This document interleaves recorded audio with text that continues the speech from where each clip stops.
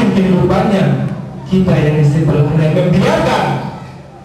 Orang yang membiarkan ini di mata Allah tidak lain dan tidak bukan adalah pendusta Islam. Masih Islamkah kita atau justru pembohong kita? Kita bisa rasakan. Bayangkan di sebelah kita orang miskin, kebetulan kita miskin juga. Tentu kita tidak mampu untuk membantu saudara kita. Maka di sini dikatakan orang yang tidak menganjurkan, maka kita cari orang lain yang berpunya.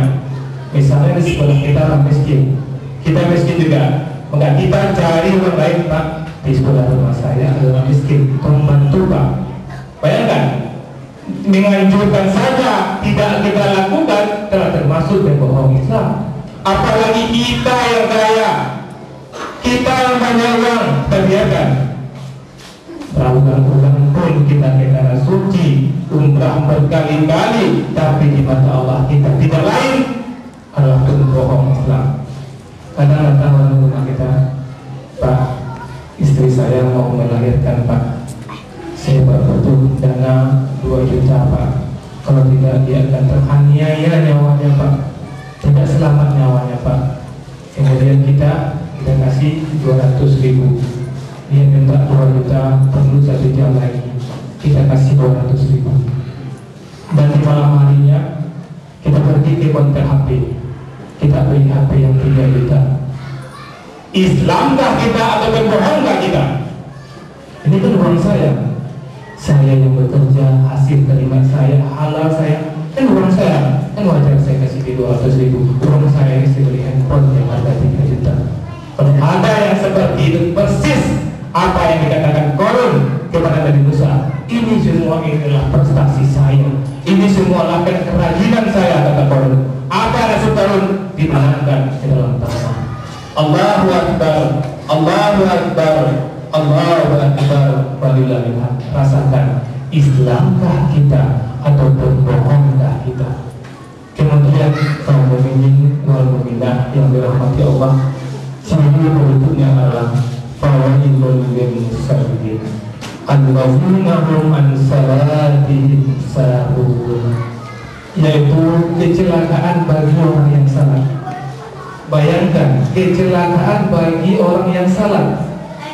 Orang yang salat bagaimana? Orang yang lalai dalam sholatnya. Orang yang salat, yang lalai dicap sebagai pendusta agama.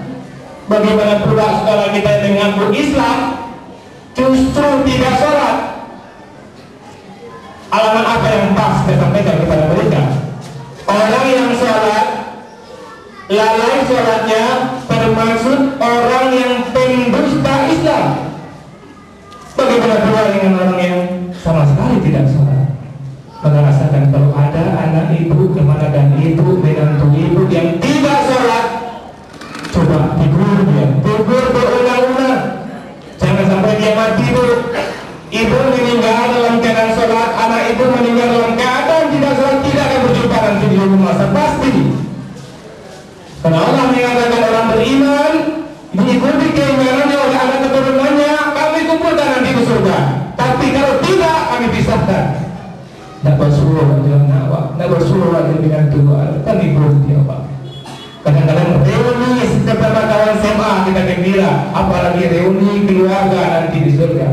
Maka pastikan jangan sampai ada anak keturunan kita yang tidak sholat, lalai dianggap pendusta agama, apalagi tidak salat sama sekali. Allahu Akbar, Allahu Akbar, Allahu Akbar, walillahil hamd. Kemudian apalagi ciri pendusta agama, ciri pembohong agama, gugur semuanya, salatnya gugur, puasanya gugur, zakatnya gugur. Kenapa? Dia pembohong Islam. Apalagi allazina hum yuraun, apapun yang dikerjakannya dia ingin dipuji oleh orang lain. Salatnya ingin dikatakan taat, puasanya akan ingin dikatakan soleh, kebaikannya ingin dipuji orang. Tersinggung dia ketika orang tidak memuji dia, tersinggung orang ketika orang tidak menyebut namanya, tersinggung dia ketika dia tidak pas sesuai dengan keinginannya. Orang seperti ini adalah pendusta